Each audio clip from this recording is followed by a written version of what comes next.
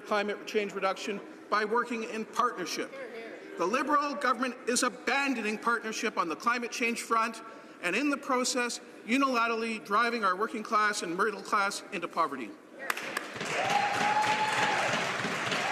There will be 3.5 minutes remaining in question and comments following question period. Statements by members. Déclaration de député. Alors, honorable député de Manicouagan. Couagan.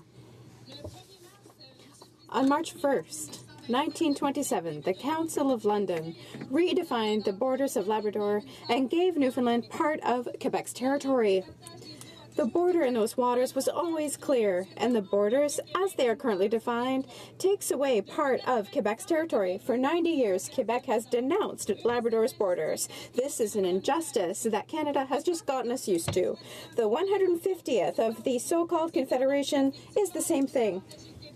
This is just to disadvantage Quebec, and we are used to it. I would remind everyone that the government of Quebec, Federalist, Nationalist, or Independent, has never recognized the borders of Labrador the way Ottawa wants to impose them on us. The Bloc Québécois maintains that Quebec extends to the water border with Newfoundland. This is what Quebec has always demanded, and this is what we demand again today. Mr. Speaker, February 28th marks Rare Disease Day, a day celebrated internationally to bring awareness about the impacts of rare diseases on sufferers and their families. In Canada, rare diseases affect approximately 1 in 12 people, or 3 million Canadians. Rare Disease Day holds significance for my family. My special nephew, Ethan, is one of less than 200 in the world to be diagnosed with ATRX syndrome. We have seen firsthand the struggles he and his parents face with respect to late diagnosis, lack of clinical expertise, and limited research into effective treatment options. Not to mention the day-to-day emotional, physical, and financial stressors related to caring for a child with special needs. Mr. Speaker, in honor of my resilient nephew Ethan, his loving parents Catherine and Chris, I remind you that rare is everywhere, and that on February 28th, we raise awareness to those afflicted with rare diseases. Thank you, Mr. Speaker. Honourable member for Peace River Westlaw. Thank you, Mr. Speaker. Mr. Speaker, 10 years ago on February 22nd, 2007, this House unanimously adopted former MP Joy Smith's motion 153 and made a powerful statement to the world condemning human trafficking, a form of modern-day slavery. Today is Shine a Light on Slavery, when individuals and organizations from around the world unite their voices to end slavery. Slavery continues to exist around the world, including in Canada, and generates an estimated $150 billion a year. That's more than Google, Amazon, or eBay combined. In Canada, men, women, and children are enslaved in forced labor and exploited through prostitution. I would invite all members and all Canadians to join the movement to end slavery by raising awareness about slavery in your communities and supporting organizations that fight slavery. The easiest way to do this today is by drawing a red X on your hand and posting it in a picture on social media with the hashtag #EndItMovement. Mr. Speaker, Canada is in it to end it. Thank you. The Honourable Member for Cambridge. I rise today as the Chair of the Standing Committee on Human Resources, Skills and Social Development and Persons with Disabilities to update this House on our study of innovative poverty reduction strategies. Our study has taken us to St. John, Winnipeg, Medicine Hat, Maple Ridge and other Vancouver area cities, as well as Toronto in 2 weeks. I want to thank our committee staff, specifically Clerk Julie Geoffrion, Logistics Officer Mylène and Natalie, Analyst Elizabeth, Mira, and Julie, and our translators and technical staff who captured all the information. The organizations we met with are too numerous to list, but I'd like to thank them for their great work and innovative ideas to help reduce poverty in Canada. Poverty touches all of our communities, Mr. Speaker. In my riding of Cambridge, I want to highlight Paul Tavares, currently in a 90-day and night out in the cold challenge to raise awareness and funds for homelessness. Great job, Paul. This House can expect the committee's full report before we rise for the summer. Thank you. Honourable Member for South Okanagan West Kootenay. Mr. Speaker, last week I tabled motion M119, which calls on the government to bring back the Eco-Energy Home Retrofit Program. This popular program ran from 2007 to 2012 and helped hundreds of thousands of Canadians retrofit their homes, lowering their energy bills by 20%, creating thousands of good local jobs, and reducing greenhouse gas emissions by 3 tons per year for each house. While the program costs the federal government $900 million over 5 years, it leveraged more than $4 billion in retrofit investments by Canadian families. The government got 5 times the economic impact from its investment. And when homeowners invest in new windows, insulation, and other energy-saving products, that money circulates through communities across this country. This government wants infrastructure investment, they want to reduce carbon emissions, and they want to help the middle class. So I call on the government to revive the eco-energy retrofit program, and it will give them everything they want. Hear, hear. The honourable member for St. Catharines. Thank you, Mr. Speaker. I have no issue telling my colleagues that St. Catharines rocks. But this week, we're doing a bit more than usual. That's because St. Catharines has the honour of hosting the 2017 Scotties Tournament of Hearts. 15 teams, comprised of the most skilled women in curling, are facing off in this proud Canadian tradition. Mr. Speaker, last Saturday I stood in the Meridian Centre and welcomed teams and fans alike to our community. On behalf of the residents of St. Catharines, I want to thank the over 400 volunteers who make this event possible. I also want to congratulate the local HoC committee for their great work in bringing this tournament to St. Catharines. As well, I'd like to thank the Sandra Schmerler Foundation. This foundation, in the name of the late, great curling great, donates each year to a hospital in the host community, and the St. Catharines General Hospital Children's Wing receives $62,000. With the championship only days away, I encourage all residents of St. Catharines, and of course my colleagues, to hurry hard to the Meridian Centre to take in the action. Thank you.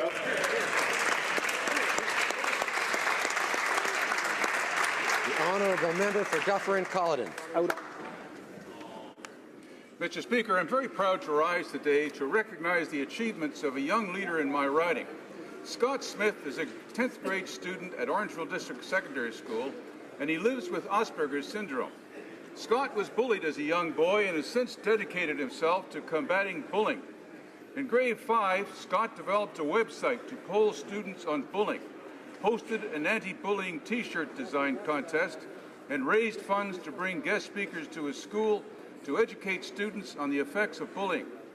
Scott's education program has reduced incidents of bullying at Bell Fountain Public School by 50%. Schools in Alberta, Saskatchewan, Kentucky, and Colorado have expressed interest in Scott's program. Scott is currently developing a community unity program, which aims to bring the local police and the community together to put an end to bullying.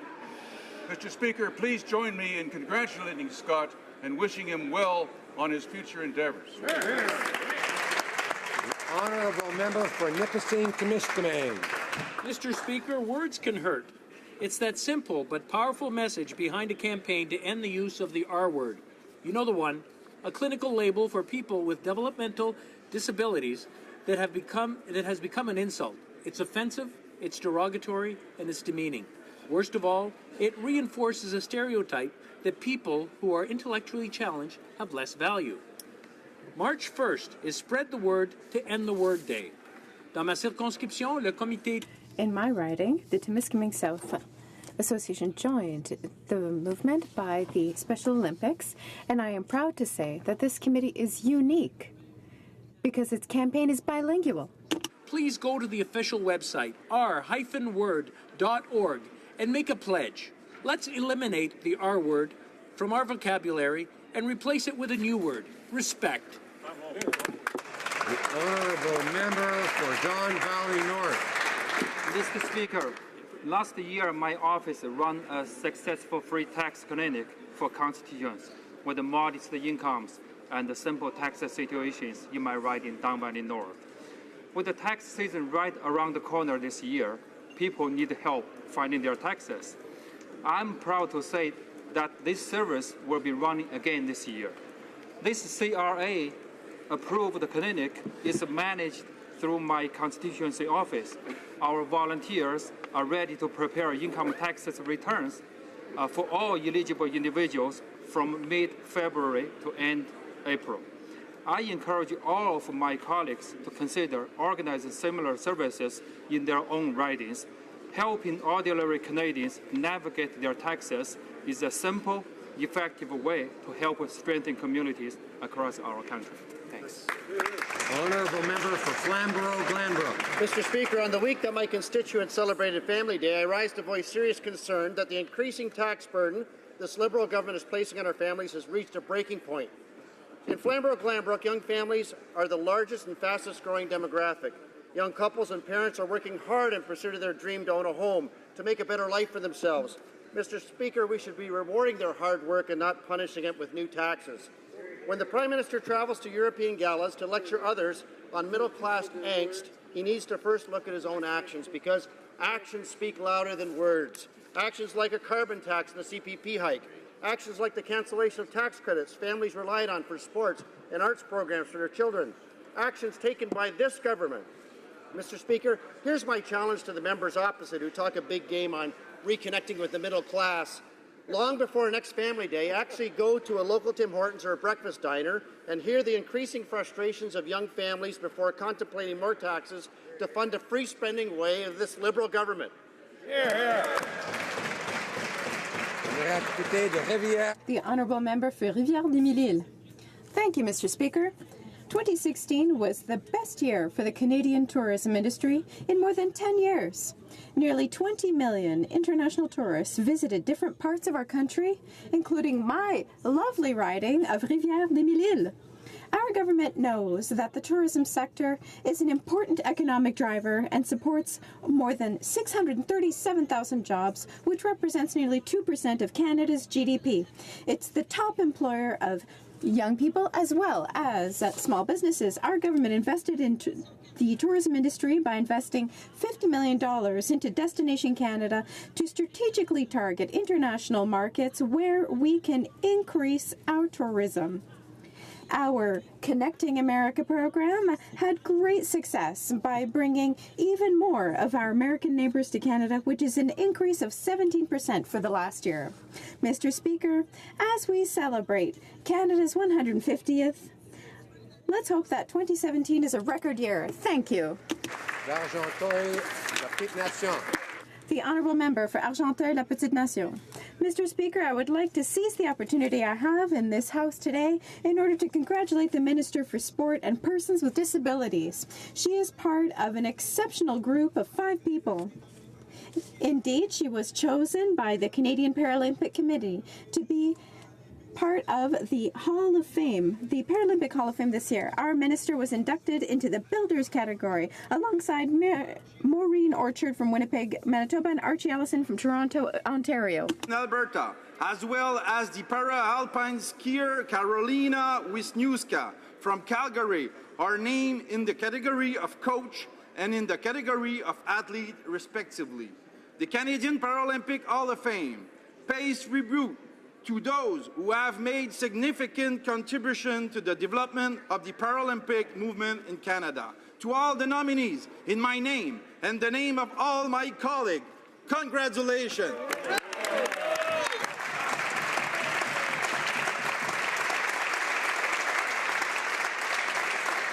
The Honourable Member for Portage-Lisgar. Mr. Speaker, every week MPs from Manitoba take a flight from Winnipeg to Ottawa, and in doing so, we have the pleasure of meeting some wonderful people who work at the James A. Richardson International Airport. I stand today to recognize 3 of those people: Glenn, Janice, and Dawn, all Air Canada employees who will be retiring at the end of this month after over 3 decades of service.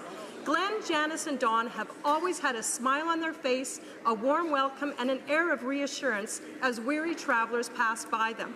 Whether it was due to delayed flights, bad weather, or anything else that could go wrong, these 3 made sure that we, as Manitoba MPs, and all of their customers were helped and listened to. We all know that airlines can be very frustrating at times, but people like Glenn, Janice, and Dawn make the experience a good one.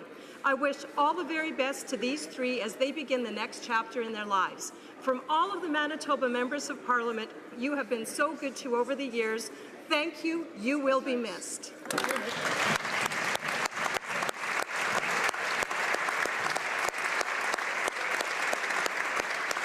Honourable Member for Nepean. Thank you, Mr. Speaker.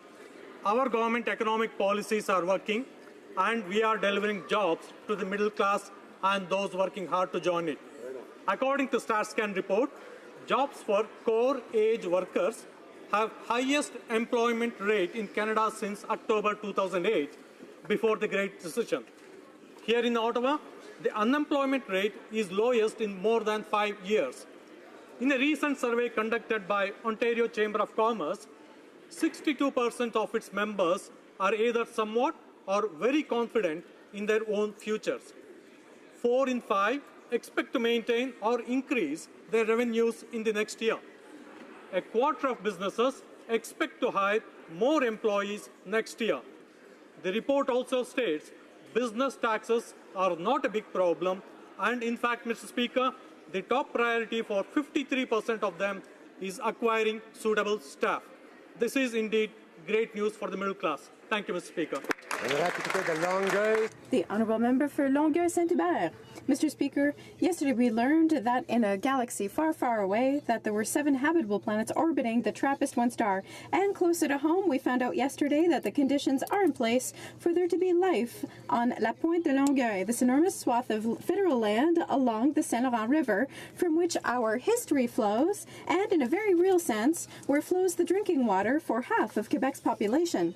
The project announced yesterday by the City of Longueuil is the result of working together, cooperation between the municipality and the Canada Lands Corporation, which were open to the inhabitants' desire to once again have easy access to the banks of their river. The stars had aligned. This is a good moment to congratulate the Mayor for Longueuil, Caroline Saint-Hilaire. We will talk about her vision for years to come. The La Pointe project is the torch she is passing to us and marks the high point of the 2 terms of the Mayor, who announced yesterday that she is eventually going to leave City Hall. Thank you to her for generating this momentum, and I look forward to seeing you around the neighborhood. For Calgary Shepherd. Mr. Speaker, next Tuesday, February 28th, marks Rare Disease Day in Canada. This day raises awareness of the millions of Canadians directly affected by over 6,000 rare diseases and disorders. That's roughly 1 in 12 Canadians. 75% of these diseases affect children. 30% of those affected will die before their 5th birthday. Speaking on behalf of a family impacted by a rare disease called Alport syndrome, a rare genetic condition which leads to loss of hearing and eventually kidney failure, I have seen firsthand the impact a rare disease can have on a family. I understand the pain and worry facing an incurable condition affecting one's children. This year's theme is research. And I want to take a moment to thank the medical professionals and researchers who commit their time as well as effort every day to help those affected by rare diseases. On February 28th, let us celebrate their work that saves lives and hope that the next research discovery breaks new ground in curing the incurable. Hear, hear. The Honourable Member for West Nova. Monsieur le Président. Mr. Speaker, February 10th, Le Courrier de la Nouvelle-Écosse, the only French-language newspaper in the province of Nova Scotia, celebrated its 80th year of publication. Le Petit Courrier was founded in 1937 by Desiree Deon in a small printing press in Pubnico in order to spread local news to the southwest of the province. Years ago, in 1977, Le Courrier de la Nouvelle-Écosse expanded its reach across the province with the objective of linking together each Acadian community. An important defender of Acadian and Francophone interests in the province since its very beginning, Le Courrier de la Nouvelle-Écosse contributes to this day to the linguistic vitality of Acadian communities. I ask all of my honourable colleagues to join me in congratulating Le Courrier de la Nouvelle-Écosse on its 80th anniversary. Thank you, Mr. Speaker.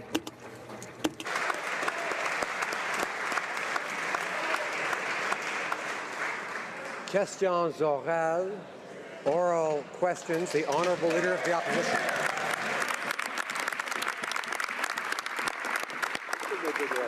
Mr. Speaker, like me, many Canadians would be surprised to learn that a lawyer doesn't need any experience in the sensitivities of sexual assault cases to become a judge overseeing these types of challenging trials.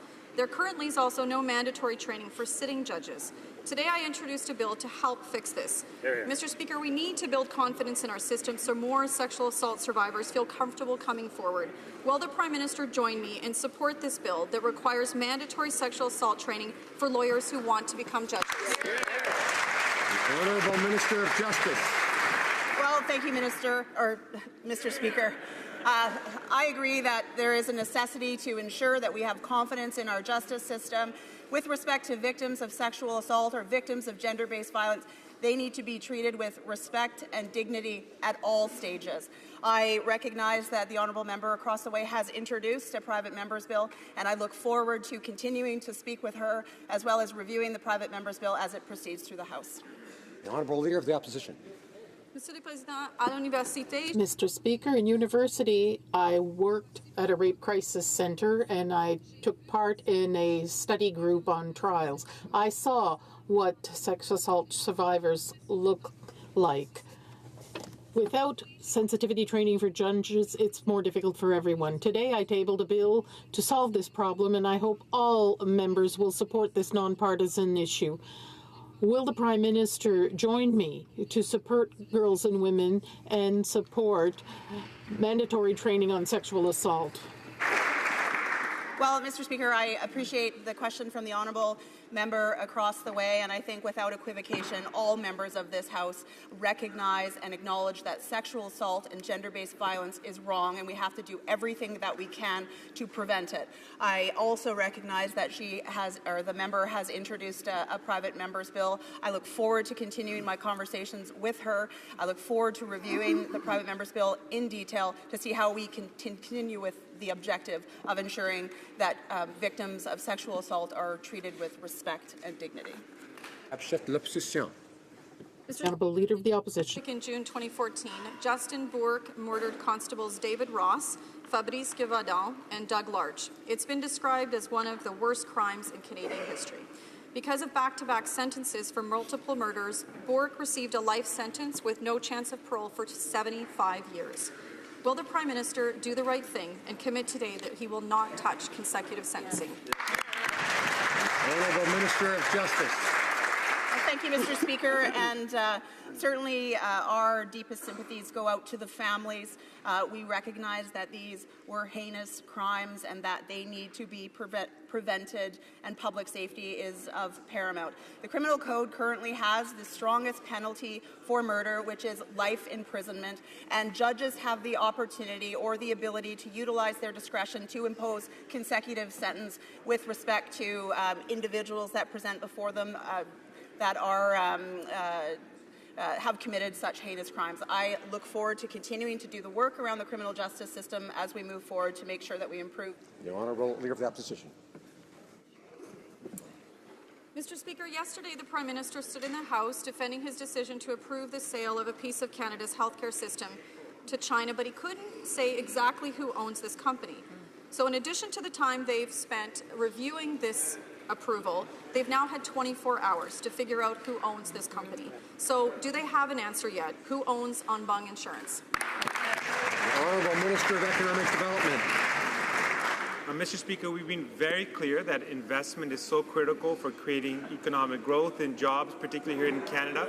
And we look at all investments that come to Canada under the Investment in Canada Act. With regards to this specific case, Mr. Speaker, we did our due diligence and we looked at the job levels and we made sure that we received good quality data around the jobs that will be secured, and also any additional resources for expansion of the facility to create new jobs. Bottom line, Mr. Speaker, this is good for British Columbia, this is good for Canadians, this is good for jobs, and this is good for the economy. The Honourable Leader of the Opposition. Well, Mr. Speaker, it's interesting the Prime Minister also won't tell Canadians how much his carbon tax will cost, especially considering it's his signature economic and environmental policy. So why hide it? He won't reveal the cost to families, seniors, and workers. In fact, Mr. Speaker, this is now becoming widely known as the carbon tax cover-up. So my question is simple. Will he come clean and let Canadians know just how much the carbon tax will cost them?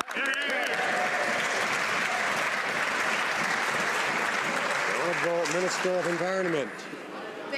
Thank you, Mr. Speaker.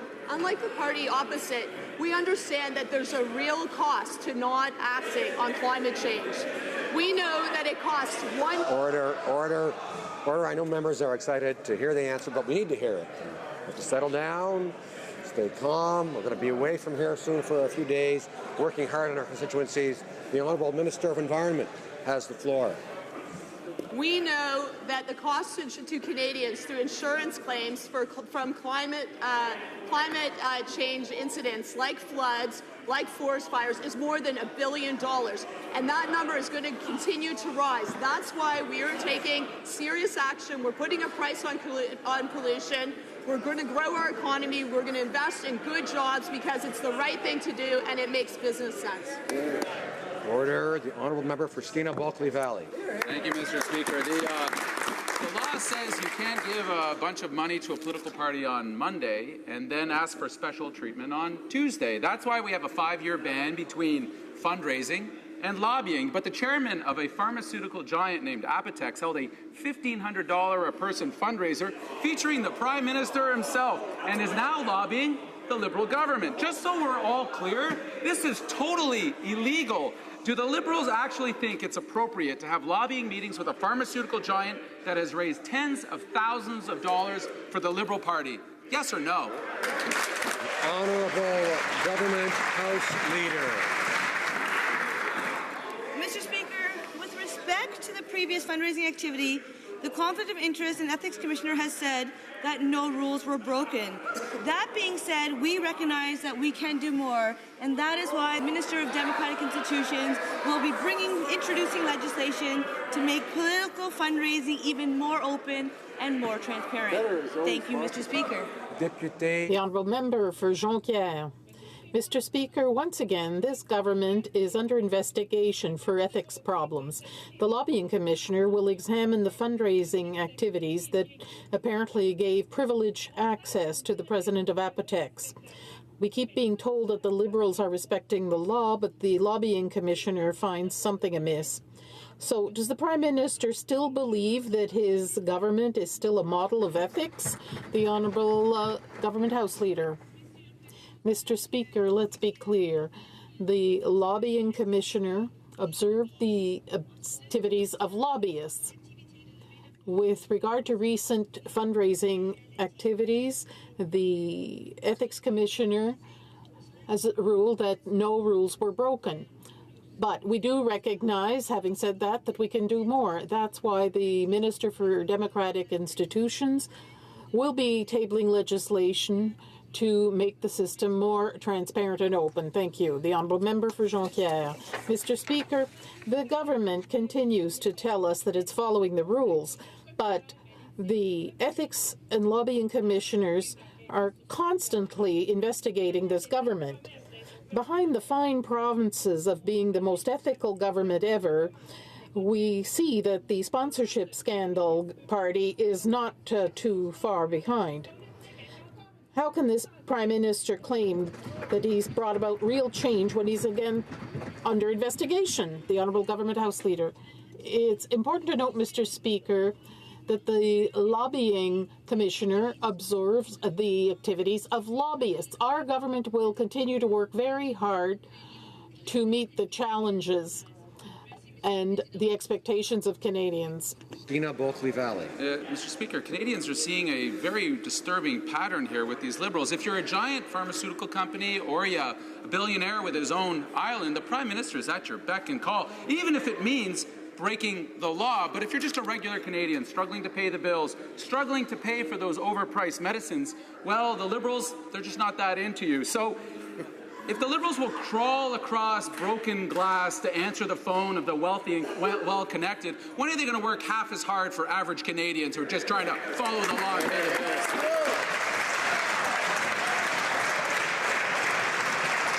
The Honourable Government House Leader.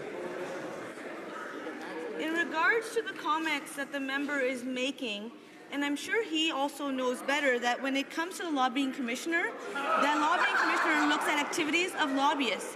When it comes to everyday Canadians, it was this government that committed to working very hard for middle-class Canadians. That's why we reduced taxes on middle-class Canadians. That's why we introduced the Canada Child benefits. We will continue to work hard for Canadians because that's what they elected us to do. Oh my God. Thank you, Mr. Speaker. Order. The honourable member for Kamloops, Thompson, Caribou. Mr. Speaker, I had a number of phone calls last night from seniors who are concerned regarding the Chinese takeover of facilities in BC, including in the riding of mine, Kamloops, Thompson, Caribou. These seniors are concerned about the mysterious Chinese-owned organization who Morgan Stanley in the U.S. has refused to do business with, but the Liberals have welcomed with open arms. They want the Prime Minister to tell them who the owner is of the secretive company and who did he agree to sell their homes to. Honourable Minister of Economic Development. Mr. Speaker, we believe in investments. We think it's absolutely critical that we have investments in Canada to grow the economy and create jobs. With respect to this particular case under the Investment Canada Act, Cedar Tree now will be owned and operated going forward by Canadians. And more importantly, they will have additional financial resources to expand their facility, which means they'll be able to create more jobs. That is why this is good for British Columbia, good for seniors, and good for all Canadians, Mr. Speaker.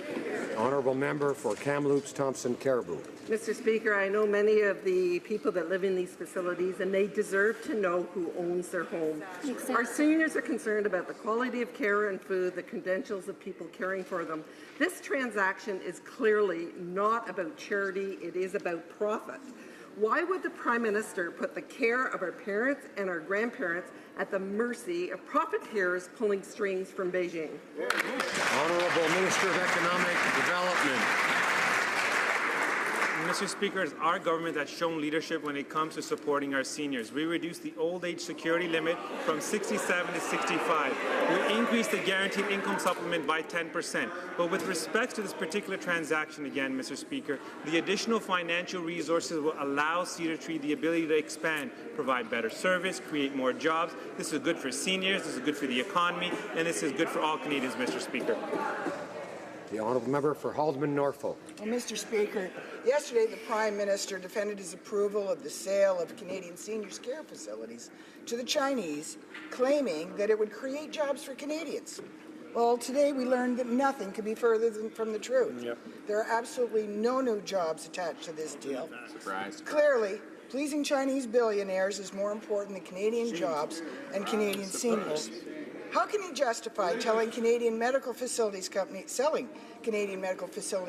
to his friends in Beijing with no guarantee of benefits for Canadians? The Honourable Minister.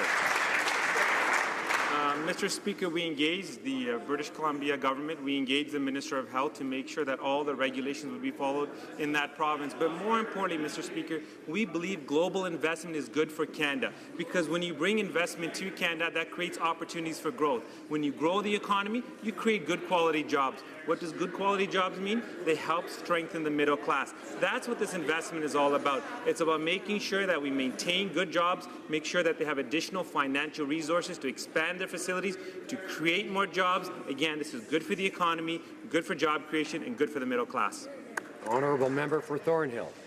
Well, Mr. Speaker, beyond the very real concerns for the welfare of Canadian seniors living in these care facilities, the Liberals' indecent rush to embrace this sketchy deal has skated too quickly past security and investment due diligence.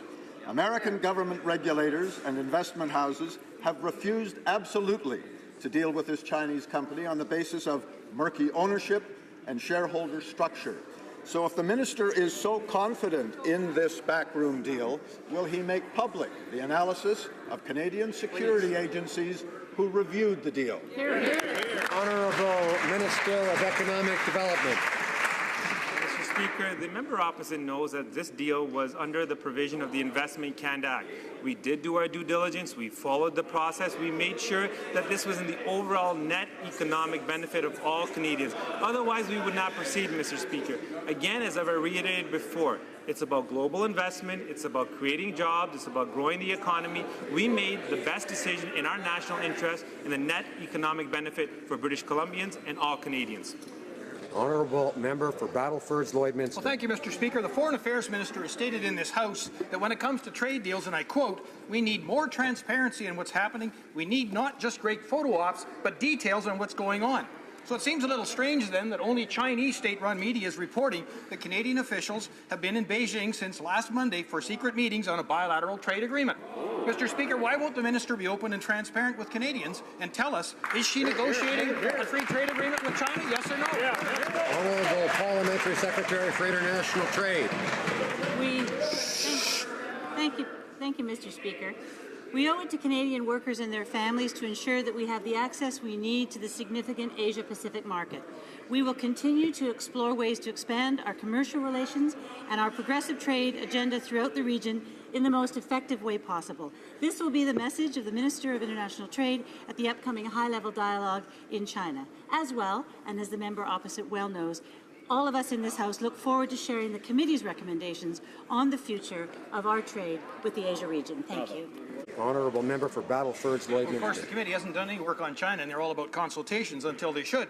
Mr. Speaker, the Liberals have turned the softwood lumber deal into a crisis. The Liberals are failing Canadian farmers on pulse exports to India. That deal's up in March.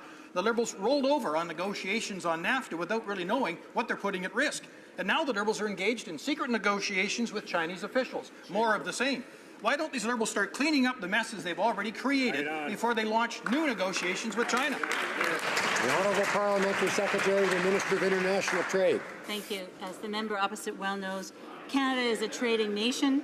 We understand the importance of strengthening Canada's role in the global economy, and we are very concerned about the rising waves of protectionism we see around the world. To turn to Japan, for instance, it is a long-standing and important partner for us, and that has not changed. The International Trade Report on TPP will help guide us as we expand commercial relations and our progressive trade agenda in the Asia region. Thank you. Honourable Member for Vancouver East. This morning, the University of Toronto's International Human Rights Program released a shocking report on Canada's practice of detaining children in medium-security immigration jails. According to the report, Canada detains almost 250 children annually. Some of these children are even held in solitary confinement in breach of international law and the Charter.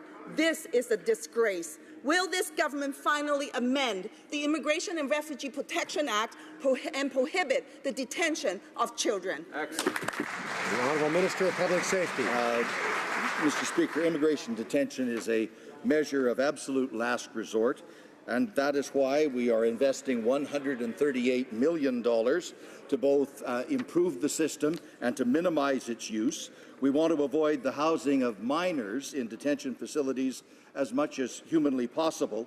And I would note that the report the honourable member refers to said this, Mr. Speaker, quote, CBSA has embarked on several new programs to improve transparency, alternatives to detention and infrastructure, and the total number of children in detention across the country has decreased significantly. Member for Beloeil-Chambly. Mr. Speaker, today is the second anniversary of the first vote on Bill C-51. Liberals and Conservatives joined forces to pass this bill that violates our rights and freedoms. Well, history's repeating itself with Bill C-23, which will be adopted to the detriment of the privacy and human rights of Canadians. The government admits that the current pre-clearance system works well, so why is it stubbornly going forward with C-23, giving more powers to American customs officers on Canadian soil? Speaker, the point is simply this. Under the pre-clearance system, improved by the legislation in Bill C-23, more Canadians will be able to clear customs in Canada before they cross the border under the full umbrella of Canadian law, the protection of the Charter of Rights, the protection of the Bill of Rights, and the protection of the Canadian Human Rights Act. That is obviously a far superior process. Honourable Member for Louis Saint Laurent. Thank you, Mr. Speaker. Mr. Speaker, this morning I had one of my regular meetings with Canadian business people, and I met with the Canadian Chamber of Commerce. These are entrepreneurs, job creators, wealth creators, and these people from coast to coast are very worried about the lack of vision by the current government. The Liberal government was elected saying we will have budget balance in 2019, but the Minister of Finance has concluded that this will happen only in 2055. That's unacceptable, and the Minister knows it. Could the Minister at least give these entrepreneurs the right information about when Canada will have a balanced budget? The Honourable Minister of Finance. Mr. Speaker, It's very important to have a good economic situation for business across the country, for small and medium-sized businesses, for large corporations as well. That's why we have to make investments in our future. That's our goal, to have an economy with more growth, with more opportunities for employers, for companies of whatever size. So that's our objective. We will continue with this, and we will invest to grow our economy. The Honourable Member for Louis Saint Laurent. Mr. Speaker, there wasn't even the beginning of an answer about when we'll have balanced budget. When he was in private enterprise, he would never have tolerated an answer like that. Let me ask him the question again on behalf of all taxpayers and entrepreneurs.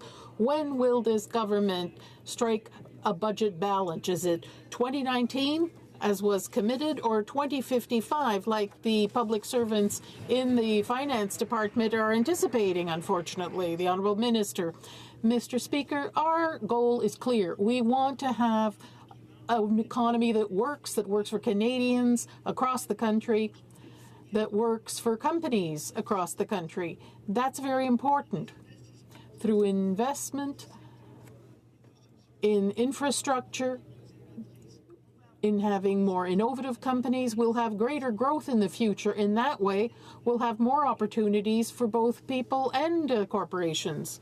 Carbon tax cover-up, Mr. Speaker. This week, 68-year-old Rick Russell put up a massive sign on his house declaring, quote, "Another senior loses home due to high energy costs." He gave up his truck and house so he can pay a tax that will fund rebates for millionaires to buy $150,000 electric cars. And now the government is hiding what the tax will cost the poor and middle class. So will the Prime Minister end the carbon tax cover-up and tell Rick what the tax will cost him? Honourable Minister of Environment. Mr. Speaker, 80% of Canadians already live in a jurisdiction where there's a price on carbon pollution. That thanks to the leadership of the provinces. I was actually heartened to see that that's not just Liberal governments who have done that or NDP governments, but we also have Conservative parties. The Conservative Party of Manitoba has committed to putting a price on pollution. Patrick Brown, the leader of the Conservative Party in Ontario, has said putting a price on carbon pollution just makes sense. Why does it make sense? Because it fosters a cleaner future, it reduces emissions, it creates good jobs, and it's the right thing to do. Order. I know that honourable members want to assist the minister with how she might answer, but let's remember that one person asks the question, one person answers the question. The rest of us need to listen, and now we need to listen to the honourable member for Carleton. Still on the carbon tax covered up, Mr. Speaker, disabled grandmother Kathy Katula broke into tears at the Prime Minister's recent town hall, asking him how she would pay his new carbon tax on her home heating. The Prime Minister gave her a nice, warm hug, but not warm enough to heat her home. And now he is censoring the cost of his tax on the poor and middle class. Kathy is paying the bill. She should have the right to see the bill. Will the Prime Minister end the carbon tax cover-up and tell Kathy what his tax will cost her? The Honourable Minister of Social Development. Thank you, Mr. Speaker. I'm delighted for this opportunity to talk about the importance to work for a cleaner environment, a cleaner economy, an economy that protects the health, the clean water, the clean air of this generation and future generations, a government that also works for economic growth to benefit the middle class, and an economy, a development that also is inclusive of everyone that is vulnerable in our population. We are working very hard, Mr. Speaker, to achieve these three goals. The Honourable Member for Abitibi, Bay James, Nunavik, AU. Years ago, the AFN and Cindy Blackstock filed a human rights complaint against the federal government to end racial discrimination against First Nations kids. Today in committee, the Minister of Indigenous Affairs told us that the Canadian Human Rights Tribunal is not a court of law, therefore implying that this government does not need to respect the tribunal. All Indigenous children have the right to a healthy childhood, Mr. Speaker. So when will this government do the right thing and stop discriminating against First Nation children? Honourable Minister of Indigenous and Northern Affairs. Mr. Speaker, as the member knows, we welcome the tribunal's ruling, and we're working very hard with concrete steps to address its orders. We've committed $635 million over 5 years to close the gaps in child and family services. We've invested an additional $382 million over 3 years to expand the definition of Jordan's Principle. We're working with the provinces and territories, the service providers, as well as First Nations to totally overhaul the system. And today we're very pleased that Grand Chief Ed John has agreed to chair the National Advisory Committee to make sure we get this done. The Honourable Member for Saint-Hyacinthe-Bagotte. Many cases have shown that the application of reasonably foreseeable death is not effective. We've just experienced another tragic case in Quebec. We can't turn a blind eye to this while we wait for the court's ruling. The Committee on Medical Aid in Dying, however, recommended that there be advanced requests. This is an urgent situation, Mr. Speaker. We can't let people suffer. Will the minister require that studies of advanced requests would be concluded before 2018? I remind the member always to direct her questions through the Speaker. The Honourable Minister of Health. Mr. Speaker, I can't comment on specific cases. This is a very emotional subject. That said, by passing a law on medical aid in dying, our government is trying to protect the most vulnerable Canadians while allowing them consistent access to medical aid in dying across the country. We have launched independent inquiries into 3 complex issues that fall outside of the scope of the law. We are confident that the reports of experts will provide useful considerations for our citizens. Bridges, Richmond Hill. Canadians understand that the economy and the environment are intimately linked, and that any credible plan to reduce greenhouse gas emissions must involve everyone. In November, the President of the Treasury Board announced that the government would be reducing its greenhouse gas emissions by 40% by the year 2030, and that the Centre for Green Government would be set up to coordinate the efforts. Can the President of the Treasury Board update this House on the government's latest efforts? Thank you. The Honourable President of the Treasury Board. Mr. Speaker, our government wants to do its part to create a greener and more innovative economy to reduce our emissions and create good, sustainable jobs for the middle class. Today, to participate in the launch of the new Centre for Greening Government, we launched a series of roundtable discussions focused on making sure that the Government of Canada is part of the climate change solution. I want to thank the member for Vancouver Quadra, my parliamentary secretary, for her leadership on this file. Thank you, Mr. Honourable member for Red Deer Lacombe. Mr. Speaker, here we go again. Another day, another investigation launched as a result of the Prime Minister's questionable cash for access events.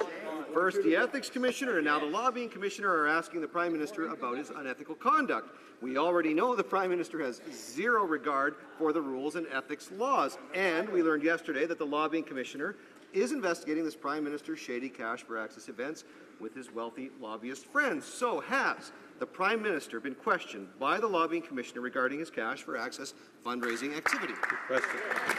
Government House Leader. Mr. Speaker, let's be clear. The Lobbying Commissioner looks at the activity of lobbyists.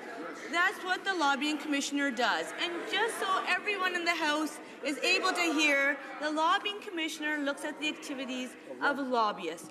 This side of the House is working hard for Canadians, working hard for middle-class Canadians and those wanting to join it so that we can make the investments to help create the growth Canadians need us to create.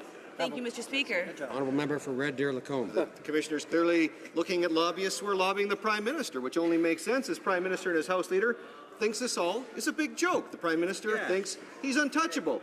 It is the Prime Minister's conduct and lack of ethics that has him under several investigations by multiple commissioners. It's hard, actually, for Canadians to keep track of them all. The lobbying commissioner is now investigating the Prime Minister's cash for access events. We know he doesn't answer his own questions here in the House, so will the Prime Minister answer the lobbying commissioner's questions, or will he send the government House leader to answer questions for him? Hear, hear. Honourable Government House Leader. Order. Mr. Speaker, all of us have been elected into this place to do the good work Canadians expect us to do. And what's the difference between the Conservatives and this government is that this government is taking unprecedented levels of consultations with Canadians so that we can respond to the very real challenges that they are facing. This government will continue to work hard for Canadians. This government will continue to respond to the very real challenges they are facing because that's what we were elected to do. In regards to the Lobbyist Commissioner, it is important to inform the member that the Lobbyist Commissioner looks at the work or interests of lobbyists. Thank you. The Honourable Member Order. The Honourable Member for Barrie Innisfil. With so many investigations going on, Canadians' heads are literally spinning from the Liberals' sunny ways. Here's a tally. Ministers using the power of their office to fundraise for the Liberal Party, secret getaways on private helicopters, inside deals for Chinese billionaires after big donations to the Trudeau Foundation, now illegal fundraising with lobbyists. The Liberal ethical lapses go on and on and on. Mr. Speaker, why do Liberals and this Prime Minister act like the Liberals who have sat in those seats before them? Honourable Government House Leader. Mr. Speaker, I appreciate the opportunity to repeat the answer that the member has received. It's interesting that the members opposite choose to keep repeating the same questions but never understand why they get the same answers. When it comes to the Lobbyist Commissioner looks at the activity of lobbyists. When it comes to previous fundraising activities, the Conflict of Interest and Ethics Commissioner has said that no rules were broken. The opposite members might choose to focus on work that others need to do. We will focus on work that Canadians want us to do, and that's why we're responding to the very real challenges that they are facing. Thank you, Mr. Speaker. Alors. Order. The Honourable Member for Beauport-de-Beaupré, Ile-d'Orléans, Charlevoix. Mr. Speaker, the Prime Minister has been in office for 18 months. And he's already facing investigations from several commissioners, including the Ethics Commissioner. This is unprecedented for a Prime Minister of Canada. The Gomery Commission uncovered the truth of the Liberals' dubious ethics, and apparently they haven't learned anything from their 10 years in purgatory. How many investigations does the Prime Minister need to rack up before he finally puts an end to these suspicious practices? The Honourable Government House Leader. Mr. Speaker, this is the same question but in French, so I'll give the same answer. Let's be clear, Mr. Speaker. The Ethics Commissioner, the Lobbying Commissioner rather, observes the activities of lobbyings, and the Commissioner confirmed that no rule had been broken. We will continue to work hard for Canadians so that we can meet the real challenges that they are facing. That is why we were elected, and that's what we will continue to do. Thank you very much, Mr. Speaker. For Regina Louvain. Mr. Speaker, on the one-year anniversary of Phoenix, thousands of public servants still have not been paid what they've earned. Now, in the midst of tax season, an estimated 50,000 erroneous tax slips were sent out. And the CRA has said that, even if T4s are inaccurate, public servants must still file their taxes on time. That's shameful, Mr. Speaker. Since the Liberals have failed to fix this fiasco, will they do what's right by issuing a delay to this year's tax deadline? Honourable Minister of Public Services and Procurement. Mr. Speaker, we are working very hard to resolve the pay issues associated with Phoenix. We have put in additional measures to make sure that we work and make sure that employees get paid for the work that they have performed. In terms of the T4 slips, Mr. Speaker, 300,000 T4 slips have already been issued, and what we're saying is that if any of them are erroneous, that we will work very hard with Revenue Canada, with Revenue Quebec, to make sure that they get corrected, revised T4 slips. The Honourable Member for Rosemont-la-Petite-Patrie. Thank you, Mr. Speaker. If we believe the rumors, this mysterious infrastructure bank would be created as a crown corporation. So that seems fine on the surface. But watch out.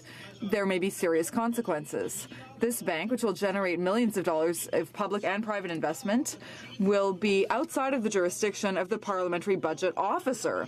So it will be sheltered from any oversight from the main watchdog rather. So is the government preparing a secret garden where it can engage in cronyism? Honourable Minister of Infrastructure and Communities. Mr. Speaker, during the campaign, we promised that we will mobilize private capital to build more infrastructure for Canadian communities, and there has been a huge infrastructure deficit that municipalities and provinces have identified. We have doubled our investments from $60 billion, almost more than doubling, to $180 billion, and we will mobilize private capital through the bank to build more infrastructure. Thank you, Mr. Speaker. The Honourable Member for Charlebourg-Haute-Saint-Charles. Mr. Speaker, an increasing number of experts are criticizing the Liberals' absurd decision to acquire outdated Super Hornets. 13 former generals of the Royal Canadian Armed Forces, Air Force rather, have condemned this as a poorly thought out, costly and unnecessary decision. They say the Liberals will tax the RCAF for decades to the point where it will be forced to do less with less. There's even suggesting there's a solution that would allow them to buy more fighter jets at a fraction of the cost. So why are they stubbornly insisting on buying these Super Hornets at a cost of $300 million each? Mr. Speaker, our government is committed to making sure that our men and women in the Canadian Armed Forces, especially our Air Force, has the right aircraft. We as a government are committed to replacing the fighters, hence the reason why we're actually committed to an open competition to replace the entire fleet. We're investing into the legacy fleet as well, and plus we're buying new Super Hornets, and the discussions are ongoing on that, to making sure that we can fill this capability gap. And this is, I don't know why the member opposite has a concern with investing into defense. Thank you, Mr. Speaker. Member for Selkirk, Interlake, Eastman. Mr. Speaker, the current commander of the Air Force says there is no capability gap, and now 13 former commanders of their force are demanding the Prime Minister put an end to his ill-advised, costly, and unnecessary sole-source purchase of 18 Super Hornets. The generals say the Prime Minister's partisan decision will damage the nation's defense posture. They've even offered alternative strategies based upon their Air Force experience that be more beneficial to Canadian industry, Canadian taxpayers, and our national security. Mr. Speaker, the experts have spoken. Why aren't the Liberals listening? The Honourable Minister of National Defence. Mr. Speaker, I thank those former generals for their service. I have a Chief of Defence Staff, General Vance, with exceptional experience, and I have a Air Force Commander with exceptional experience as well. I read that letter. No, we will not be buying used aircraft for our Air Force. We'll be buying new equipment for our aircraft, making sure that we replace all the fighters, making sure that we actually fill this capability gap as well, and invest in the legacy fleet. Mr. Speaker, we'll be investing in defence, and that's what our government is committed to do. Thank you. The Honourable Member for Charlebourg-Haute-Saint-Charles. Mr. Speaker, when it comes to reckless spending, the Liberals have no limit, except when it's time to honour the memory of Canadians who served in the armed forces. It turns out that more than 70 military museums across the country will no longer be receiving any money. In their great generosity in this 150th year of Confederation, the Liberals cut all their funding. As a former soldier, I find this lack of respect concerning. Why did the minister agree to this drastic cut? Honourable Minister of National Defence. Mr. Speaker, I thank the member opposite for raising this concern with me. I'll take a look at it and get back to him. However, as I've also both my critics know that my office and myself is always open to any questions, and myself. So I'll look into this and get back to you on that. Thank you. Honourable Member for Kildonan, St. Paul. Mr. Speaker, trade is crucial to our Canadian agricultural sectors. We are the 5th largest agricultural exporter in the world, and our agri-food industries employ 2.2 million Canadians. And like in Manitoba, most of those producers are SMEs. Can the Minister of Agriculture tell us what steps he's taking to promote our agri-food SMEs and expand Canada's agricultural trade around the world? Minister of Agriculture. Mr. Speaker, I thank my honourable colleague for her question, and yes, I am pleased to be leading an upcoming trade mission to Vietnam and India as part of our government's effort to strengthen and expand trade in the Asia-Pacific region. I look forward to promoting world-class Canadian products, including Canadian pulses, in India. Our government has already produced great results for Canadian farmers, and we will continue to expand our agricultural exports, create jobs and growth for Canadian farmers, and help more people join the middle class. Thank you, Mr. Speaker. Honourable Member for Central Okanagan, Similkameen Nicolai. Mr. Speaker, Canadians would be shocked to learn that we currently pay more in interest on Canada's debt than we do on national defence. Canadians have every right to be worried. The Finance Department tabled a report just before Christmas that says without major changes, Canada may not balance its budget until 2050 or 2051. But the Liberals will not allow parliamentarians to study this report. Now, why the cover-up? Is it because the minister questions the work of his own department?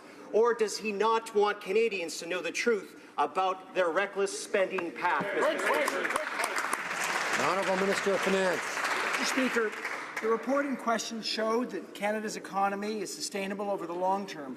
What it didn't do is it didn't examine the impacts of the measures that we're taking to improve Canada's economy. It didn't show the impact of the measures we've taken to reduce taxes on middle-class Canadians.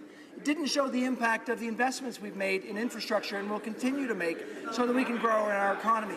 And it didn't show the impact that a newly, more innovative Canada, through skills development and innovation funding, will make on our economy. So, Mr. Speaker, over the long term, our economy will be strong with the investments we're making to help Canadians. The Honourable Member for South Okanagan, West Kootenay.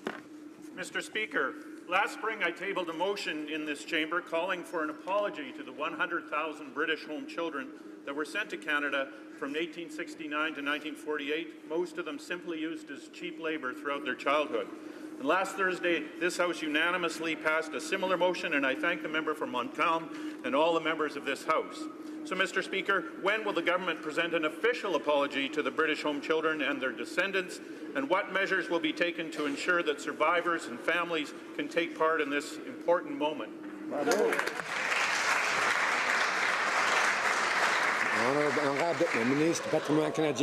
Honourable Minister of Heritage. I congratulate the members' work on this motion, and I'm happy to say that unanimously we all supported it, and we'll be studying the question. Thank you. The Honourable Member for Brampton East. Thank you, Mr. Speaker. Mr. Speaker, when we formed government, the average processing time for family reunification was 22 months.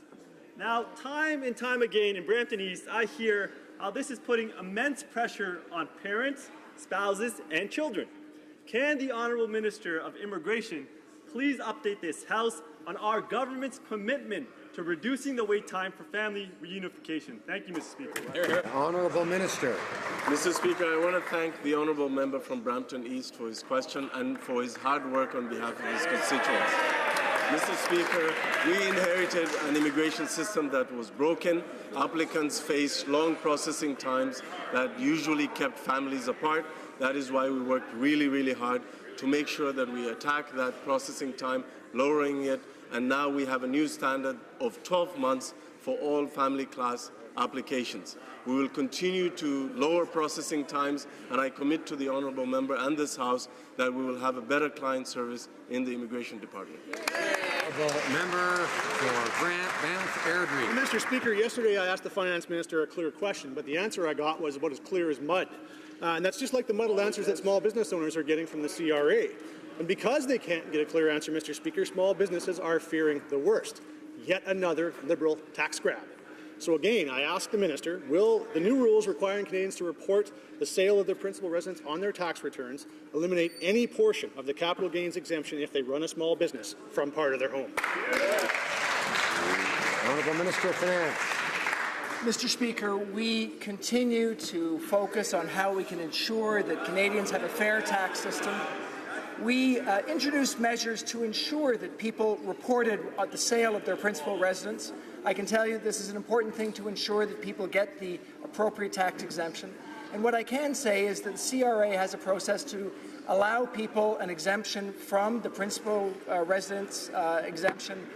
Continues to be the case. So there is no change. People will continue to have their exemption from tax on their principal residence sale through that process.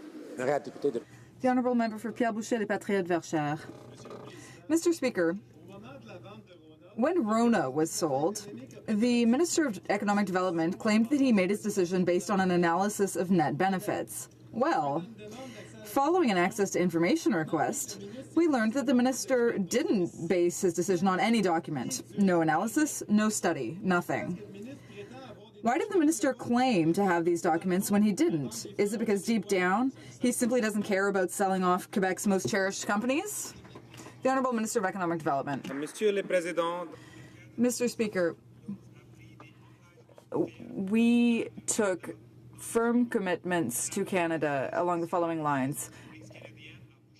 Basing some of its headquarters in Boucherville in Quebec, maintaining the important role of Canada in senior management of the company, and maintaining a high level of jobs in those companies in Canada. After having analyzed all the relevant factors, I am convinced that these investments will constitute a net benefit for Canada and Quebec. The Honourable Member for Pierre Boucher, Les Patriotes Verchères. Mr. Speaker, Rona is a big company, represents thousands of jobs.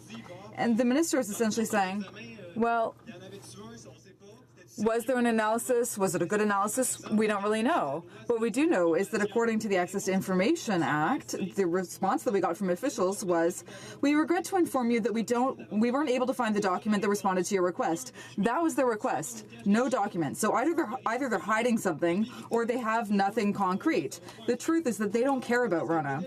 So how does the minister actually make his decisions? Does he just flip a coin? The Honourable Minister of Economic Development. Investment Canada Act, we made sure we followed the process, did our due diligence, and based on that, we were able to get significant commitments on employment levels with regards to Rona. We made sure that the head office was in Boucherville. Mr. Speaker, this analysis was done. We made sure that this was shared with the public when we made the decision. Again, this was in the net economic benefit of Quebecers and Canadians. But we always make sure we advance our national interest when it comes to the economy, growth, and jobs, Mr. Speaker. The Honourable Member for Charlebourg-Haute-Saint-Charles, point of order. Yes, following a question that I raised about about the government's decision, I'd like to table a letter from February 28th about the cut of funding to those museums. There is no consent to table the document. For Sherwood Park, Fort Saskatchewan, Order. The member for Sherwood Park, Fort Saskatchewan has a point of order. In keeping with protocol, to recognize the presence in the gallery of two of Alberta's fiercest carbon tax fighters, MLAs Prasad Panda and Derek Veldebrand.